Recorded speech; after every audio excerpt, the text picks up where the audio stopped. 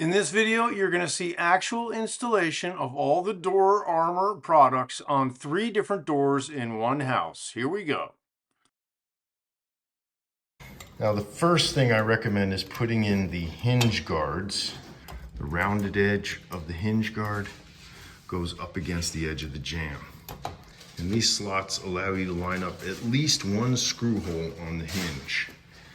And then they have these holes that you screw right into the jamb.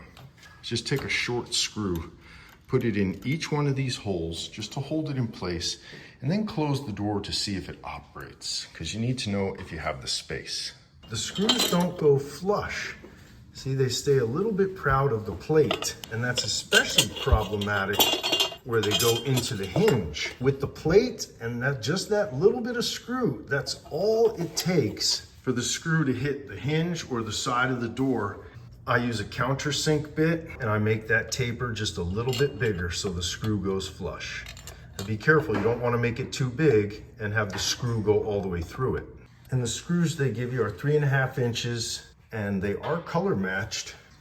And with those in and they're flush, and you really have to get these screws flush or below the steel in order for the door to work. The double door kit comes with 4 hinge shields. They recommend you put them on the top hinge and the bottom hinge. One of the elements of this is the latch guard that goes over the outside of the door. And that again adds to the thickness of the door. When we have the strike plate in there, those two can easily rub. That takes up a lot of space. And I'll mark it here and I'll mark it there. And then I will remove this with the router. I mortise this one so that it's a 1/16 of an inch in from this edge. So now that these are recessed, nice and flush with the side of the door, make sure you check your locks, you didn't screw anything up, and make sure your door shuts. I put these guards on, and I did not mortise the door this time. This doesn't engage. It doesn't click into place anymore. Why not? By installing this door shield, you've made the door thicker, especially on the outside, and therefore it cannot close completely, and that's why it won't latch. So here's how you fix it. We're gonna have to move this thing back a little bit, and that'll solve our latching problem. And here's how we solve the rubbing issue. These things should be mortised into the astragal. Now that that is mortised, it's flush. Same with this one. This has been moved back just a tad. The lock engages. I don't have to shove it. And that turns effortlessly. Make sure your locks are working without issue. So the strike plate has various punch outs. You want to get the strike plate centered. So you've got these 3 screws between your 2 locks. We'll punch out this one and leave the others in place.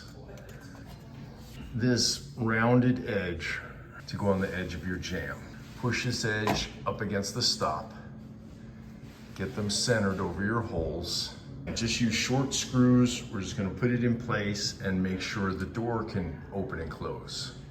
And you wanna get your knob to engage first. You don't want it, super tight. It's got to be a little wiggle room in there, but you don't want it so loose that the door is shaking back and forth. The deadbolt doesn't work. We don't want to move this whole thing.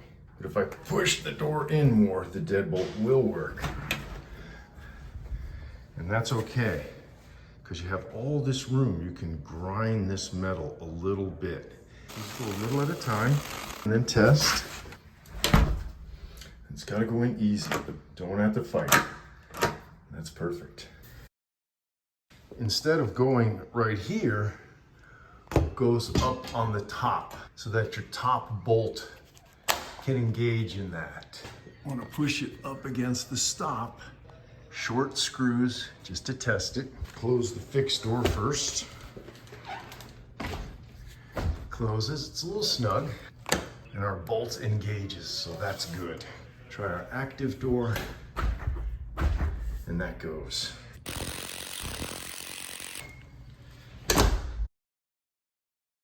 The anti-pry guard has 3 pieces. This is the part that goes outside. When you're positioning this plate, you have to determine where it goes as far as how close it's going to be to the door. I just put 2 short screws in there, and I'll use that to do all my testing. I need to get this positioned on the door so that it goes right between there. It's got to have a little bit of room on each side. So I put that in place, and I just push it against the door, and I'm pulling the door toward me to get that thing aligned. And once I know where it is, see, I draw those lines so I know where to drill those holes. But you need to get this plate centered on the lock. And if you do that, look how it lines up with the screws. Perfectly centered. That is a really bad design flaw. I had to take this bottom screw out, and now I'm gonna have to put it in on an angle, which means it might not sit flush. Now with that thing secure, another issue, when you have to overlap them like this, these screws barely reach. That screw is barely sticking into that threaded end, but it's working. So, now that we know everything fits, take out these short screws. They give you these tamper-proof screws. So that's it. Now they can't get a pry bar in there.